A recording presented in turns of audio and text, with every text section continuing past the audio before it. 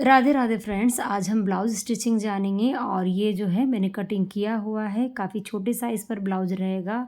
ये जो है 29 चेस्ट साइज़ पर ही हमारा ब्लाउज़ है और ये छोटी साइज़ है। इसमें मैं किस तरह से प्रिंसेस ब्लाउज़ का शेप दूँगी ये भी हम सीखेंगे। बैक पार्ट का गला अभी कट करना है, तो यहाँ पर डीप नेक हम कट करेंगे, जिसकी लंबाई हमने 10 इंच ली है। ऊपर से 2.25 इंच की विड्थ है और नीचे से 2.5 इंच की। यहाँ हम स्क्वायर गले को कट करेंगे, तो स्क्वायर गले की हमें शेप देना है। उसी के साथ जो है हमें स्क्वायर गले में और डीप नेक में कहाँ चेंजेस करने हैं वो भी हम सीखेंगे।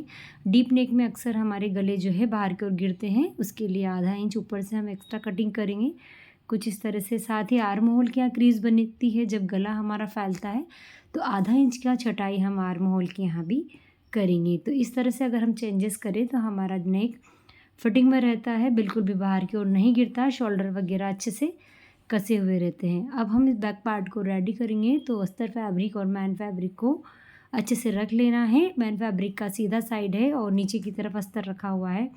हम यहाँ कमर पट्टी अटैच करेंगे, तो कमर पट्टी इनविजिबल रहेगी, बिना किसी तुरपाई के और बिना किसी सिलाई के ये फिक्स करेंगे। तो यहाँ पर सीधे साइड पर हमने एक पट्टी को रखा है। अब हम इसे पलट लेंगे अंदर की तरफ। इस तरह से मार्जिन हमें पट्टी की तरफ रखना है, जो भी सिलाई मार्जिन है। एक सिलाई हम यहाँ पर लगाएंगे, ये हमारी धार सिलाई होगी। और इस तरह से सारा मार्जिन पट्टी एरिया की तरफ रखते हुए हमें सिलाई को लगा लेना है। अब हम जो ओपन साइड है उसे फोल्ड कर देंगे और एक सिलाई और लगा लेंगे। इस तरह से अगर हम कमर पट्टी लगाएंगे तो हमें किसी तरह की तुरपाई करने की ज़रूरत नहीं होती है और कमर के यहाँ से हमारा ब्लाउज बिल्कुल भी नहीं उठता, अच्छे से कसा हुआ रहता है। तो इसे आप ट्राई ज़रूर करें। साथ ही आप सभी तरफ हमें सिलाई लगाकर मैन फैब्रिक और अस्तर फैब्रिक दोनों को एक दूसरे के साथ सिलाई लगाकर फिक्स कर लेना है। हाथों से अच्छे से फिनिशिंग देते हुए हमें मशीन को चलाना है, कहीं कोई क्रीज वगैरह ना बने, इस बात का ध्यान रखें।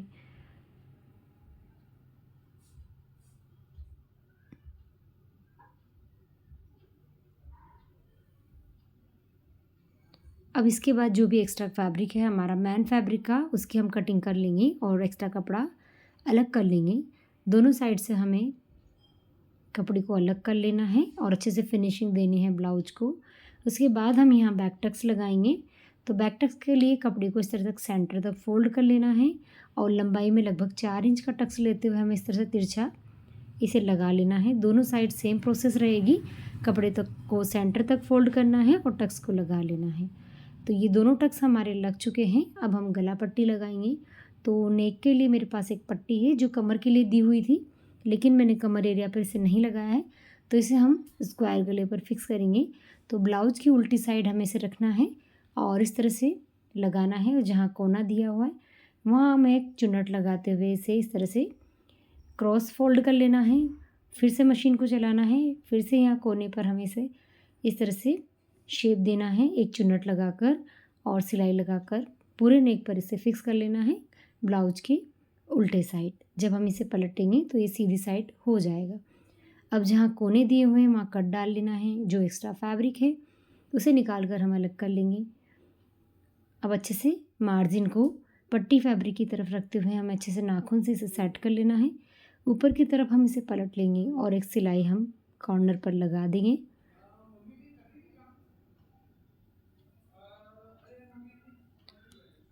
जहाँ कोना दिया हुआ है वहाँ पर हमें अच्छे से मशीन को तिरछा लगाना है और यहाँ पर शेप देना है कोने को।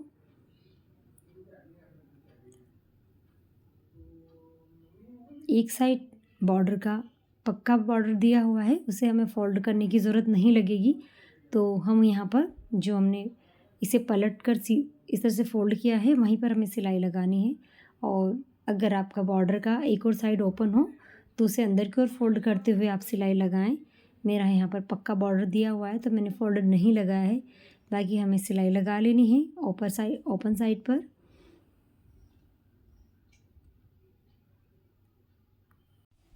नेक पट्टी हमारी अच्छे से फिक्स हो गई है। ये काफ़ी सिंपल तरीका है। आप अगर कोई पट्टी लगाना चाहते हैं तो इस तरह से आप जो है लगा सकते हैं। ब्लाउज का बैक साइड हमारा इजीली बनकर तैयार हो गया है। अब हम फ्रंट को रेडी करेंगे। तो ब्लाउज साइज़ काफ़ी छोटा है, 29 साइज़ यानी कि 29 चेस्ट साइज़ से इस ब्लाउज़ की कटिंग की है, काफ़ी छोटा साइज़ है। तो मैंने यहाँ प्रिंसेस ब्लाउज का जो है अलग से कोई कटिंग नहीं की है। मैं इसको सिर्फ एक टक्स लगाकर जो हमारा प्रिंसेस टक्स का होता है उसी तरह उसी डायरेक्शन में से लगाकर मैं यहाँ शेप दूंगी। अगर मैं इसकी कटिंग करती तो फ्रंट पार्ट पर पफ ज़्यादा निकल कर आता, जो कि चेस्ट साइज़ इतना है नहीं और वो बिल्कुल भी अच्छा नहीं लगता है। तो यहाँ हम किस तरह से टक्स लगाएंगे वो भी जानेंगे। पहले मैन फैब्रिक और अस्तर फैब्रिक दोनों को सिलाई लगाकर अच्छे से फिक्स करेंगे। जो भी एक्स्ट्रा कपड़ा है हमारा उसे कटिंग कर लेंगे। एक्स्ट्रा कपड़ा हमारा होता है मैन फैब्रिक का। अस्तर फैब्रिक को हम बराबर से कट करते हैं नाप के अकॉर्डिंग। दोनों साइड को इस तरह से रेडी करेंगे, सभी तरफ सिलाई लगाते हुए और सभी का एक्स्ट्रा कपड़ा निकाल कर ब्लाउज को अच्छे से फिनिशिंग देंगे।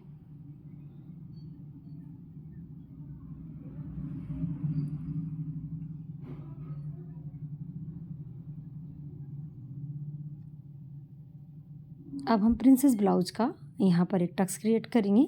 ये देखिए, तो यहाँ पर हम एक निशान लगाएंगे चौक से, जो मैंने लगाया हुआ है उसे हाईलाइट करेंगे। तो जो हमारा टक्स पॉइंट होता है वहाँ तक लेना है और आर्म होल की यहाँ तक हमें इस टक्स को मिलाना होता है। गोलाई में जिस तरह से हमारा प्रिंसेस कटिंग का हम शेप बनाते हैं तो उस हिसाब से इस टक्स को डायरेक्ट हमें लगाना है। देखिए, तो इसमें कम उभार निकल कर आया है, जो कि 29 साइज़ चेस्ट पर काफ़ी परफेक्ट और फिटिंग में रहेगा। ज़्यादा उभार अगर इसमें होता है तो हम इसकी जो है यहाँ अच्छे से फिटिंग नहीं दे पाते हैं। तो इसीलिए हमें कम चेस्ट के साइज़ में इसी तरह से टक्स लगाना होता है। आप भी इसे ट्राई करेंगे तो आपका जो है ब्लाउज परफेक्ट बैठेगा कम साइज़ पे। इसे हम 27, 28 और 29 साइज़ तीनों पर इसे इस तरह के टक्स से ब्लाउज को बना सकते हैं। साथ ही बेल्ट को उसके मैन फैब्रिक के साथ अटैच करके पलट लेंगे। यहाँ मैंने किसी पट्टी का यूज़ नहीं किया है, आप चाहें तो यहाँ अलग से पट्टी भी लगा सकते हैं। जिस तरह से मैंने बैक पर लगाई थी कमर पट्टी, सेम उसी तरह से। तो यहाँ बेल्ट हमारा इजीली बनकर तैयार हो गया है। दोनों बेल्ट को हम इस तरह से रेडी करेंगे, एक्स्ट्रा जो कपड़ा है उसकी कटिंग करते हुए।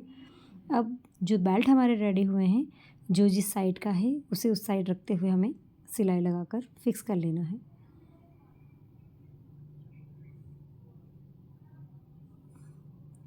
ये देखिए, बेल्ट हमारे अच्छे से फिक्स हो गए हैं। ये यहाँ पर हम इसे ओपन करके देखेंगे तो अच्छा सा हमारा बेल्ट यहाँ पर सेट हो गया है और दोनों साइड हमें बेल्ट को अटैच कर लेना है। उसके बाद हम हुकाई की पट्टी लगाएंगे। हुकाई की पट्टी हमारी रहती है एक अस्तर फैब्रिक की, एक मैन फैब्रिक की।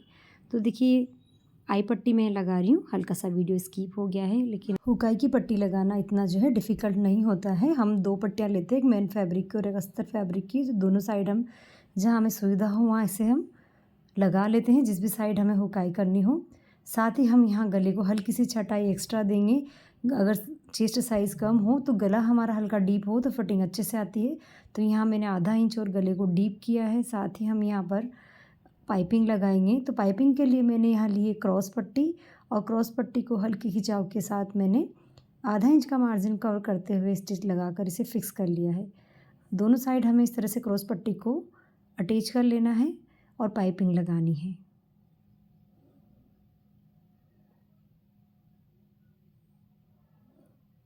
ये देखिए, जहाँ राउंड है वहाँ हमें छोटे छोटे कट डाल देने हैं ताकि हमारी पाइपिंग अच्छे से फिनिशिंग से लगे।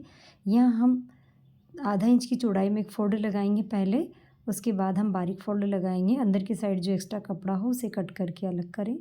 आप चाहें तो पाइपिंग की जगह पट्टी भी लगा सकते हैं। यहाँ मैं पाइपिंग इसमें लगा रही हूँ। अच्छे से गोलाई देते हुए हमें हाथ को चलाना है ताकि हमारे नेक का जो शेप है वो बिल्कुल ख़राब ना हो और अच्छे से हमारी पाइपिंग लगकर तैयार हो। तो देखिए, बारीक फोल्ड लगाने के बाद हमारी पाइपिंग काफ़ी फिनिशिंग से लगी है। दोनों साइड हमें सेम इसी तरह से पाइपिंग लगा लेनी है। गला हमारा प्रॉपर अच्छे से गोलाई में जो है बनकर आया है। अब हम इसके शोल्डर अटैच करेंगे। तो उसके लिए बैक को इस तरह से ओपन करना है और यहाँ पर हमें फ्रंट पार्ट को उल्टा रखते हुए सिलाई लगा लेनी है। सिलाई हमें लगभग आधे से पौने 1 इंच तक अंदर दबानी है, इस बात का ध्यान रखें, वरना हमारे शोल्डर जो है बाहर की ओर गिरेंगे अगर आपका अच्छा सा कसाव शोल्डर पर नहीं रहा तो। साथ ही साइड वाला पार्ट चेक कर लेंगे, अगर कोई पार्ट बड़ा छोटा हो तो अभी यहाँ इस स्टेज पे आप कटिंग कर लें और इसे बराबर कर लें। तो मेरे दोनों साइड इसमें बराबर हैं। अभी हम इसे साइड में रखेंगे। स्लीव को हम यहाँ तैयार करेंगे। तो स्लीव इसमें छोटी स्लीव है और सिंपल सी स्लीव है, इसमें ज़्यादा कुछ भी हमारा जो है डिज़ाइन वगैरह नहीं है। साथ ही हल्का सा एक बॉर्डर दिया हुआ है जो मैंने नेक पर अटैच किया है वही बॉर्डर इसमें स्लीव पर भी दिया हुआ है। तो यहाँ हम ज़्यादा मार्जिन नहीं लेंगे और यहाँ पर लगभग 2 पॉइंट अंदर दबाते हुए मैंने सिलाई लगा दी है। ज़्यादा मार्जिन अगर अंदर लेंगे तो बॉर्डर हमारा ख़राब होगा और कम हो जाएगा। तो यहाँ पर हल्का सा मैंने सिलाई लगाई है हल्के से मार्जिन के साथ। अब हम इसे पलट लेंगे कुछ इस तरह से और यहाँ पर फोल्ड करते हुए एक सिलाई और हमें ऊपर से लगा लेनी है। नाखून से अच्छे से फिनिशिंग दें या आप यहाँ प्रेस भी लगा सकते हैं। प्रेस से आप इसे अच्छे से सेट कर लें तो आपको सिलाई लगाने की भी ज़रूरत नहीं लगेगी। साथ ही ऊपर की तरफ भी हम सिलाई लगा लेंगे। अब जो एक्स्ट्रा कपड़ा है हमारा मैन फैब्रिक का उसे कट करके अलग करेंगे और इसको अच्छे से फिनिशिंग देंगे। दोनों स्लीव हमने इसी तरह से तैयार कर ली है। अब स्लीव अटैच करने के लिए अच्छे से बराबर से दोनों पार्ट को पहले चेक करें। कहीं कोई साइड एक्स्ट्रा निकल रही हो तो उसकी इस तरह से छटाई कर ले और यहाँ पर हम स्लीव लेंगे। स्लीव को इस तरह से सेंटर कट देंगे। ये देखिए सेंटर में एक कट डाल देना है। कट को हमें रखना है शोल्डर के यहाँ। अच्छे से बराबर चेक कर लें। स्लीव अगर बड़ी छोटी हो तो उसमें भी आप छटाई कर सकते हैं। तो यहाँ मेरी स्लीव बराबर है और मैं इसे अच्छे से गोलाई से घुमाते हुए फिक्स कर रही हूँ। तो ये हमारी स्लीव अच्छे से अटैच हो गई है। ये देखिए काफ़ी अच्छी जिसमें स्लीव में कोई क्रीज वगैरह नहीं बनी है और यहाँ आप प्रेस भी लगा सकते हैं तो और अच्छी फिनिशिंग आएगी। दोनों साइड सेम इसी तरह से स्लीव को लगाना होता है बराबर से चेक करते हुए। तो दोनों स्लीव हम लगा लें। उसके बाद हम यहाँ फटिंग लगाएंगे और स्लीव लगाने से पहले आप अच्छे से सेंटर कट दें ताकि हमारा जो कट है वो शोल्डर के यहाँ मिलना चाहिए। इससे स्लीव जो है बराबर रहेगी, ना आगे ना पीछे ना बड़ी छोटी कुछ भी नहीं। तो ये स्लीव हमारी अच्छे से लग गई है दोनों साइड की। अब हम यहाँ फटिंग लगाएंगे। अगर आप साइड सिलाई इनविजिबल चाहते हो तो पहले सीधी साइड सिलाई लगा लें, फिर पलट कर आप फटिंग की सिलाई लगा लें। लेकिन मैं यहाँ साइड में इनविजिबल सिलाई नहीं करूँगी क्योंकि मैं इंटरलॉक करूँगी बाद में। तो यहाँ पर मैं डायरेक्ट इस तरह से फिटिंग की सिलाई लगा रही हूँ। तो अच्छे से पकड़ते हुए हमें सिलाई अटैच कर लेनी है और दोनों साइड ही हमें सिलाई लगानी है। ब्लाउज का साइज़ हमारा काफ़ी छोटा है, 29 तो इसका चेस्ट साइज़ है और कमर साइज़ इसका 28 है और काफ़ी छोटे साइज़ पर मैंने इस ब्लाउज़ को स्टिच किया है। अगर आप इतना छोटा साइज़ पर ब्लाउज़ बनाते हो तो आपको जिस तरह से मैंने फ्रंट पार्ट पर टक्स लगाया है उस तरह से लगाएंगे तो भी फिटिंग बहुत अच्छी आएगी। अब ये देखिए एक एक सिलाई लगा दी, उसके बाद आप फिटिंग लगा सकते हैं आपके अकॉर्डिंग। तो यहाँ पर जिस तरह से हम ये देख ही रहे हैं कमर का हाफ़ ले लेना है, चेस्ट का हाफ़ ले लेना है, अच्छे से निशान लगाकर फिटिंग लगाएं और ब्लाउज़ को कंप्लीट करें जो भी साइज़ आपका हो। तो यहाँ देखो फिटिंग लगाने के बाद ब्लाउज़ बन गया है। काफ़ी छोटा सा ब्लाउज़ है और ये देखिए पफ भी इसमें अच्छा सा आया है। 29 साइज़ के अकॉर्डिंग ही इसमें पफ निकल कर आया है। ये देखिए ये बिना पैडेड ब्लाउज़ है और ये पहनने के बाद काफ़ी फिटिंग में रहेगा। ये पैड देखो मेरे पास 32 साइज़ का रखा है, ज़्यादा छोटा पैड मेरे पास नहीं है। तो ये देखो यहाँ पर भी हम अगर पैड रखें तो इसका शेप काफ़ी अच्छा है और सिलाई वगैरह प्रॉपर गोलाई में लगी हुई है। तो अगर आप इसमें 30 साइज़ का पफ रखेंगे, पैड रखेंगे तो ये अभी और भी ज़्यादा प्रॉपर शेप में बनकर आएगा। तो ब्लाउज़ स्टिचिंग मैंने आज आपके साथ शेयर की है। बैक पर भी मैंने जो स्लीव पर जो पट्टी दी थी वो कवर में नहीं लगाकर मैंने गले पर लगाई है। तो आप भी इस तरह से ट्राई ज़रूर करें। पसंद आए तो लाइक करें। अभी तक के लिए राधे राधे।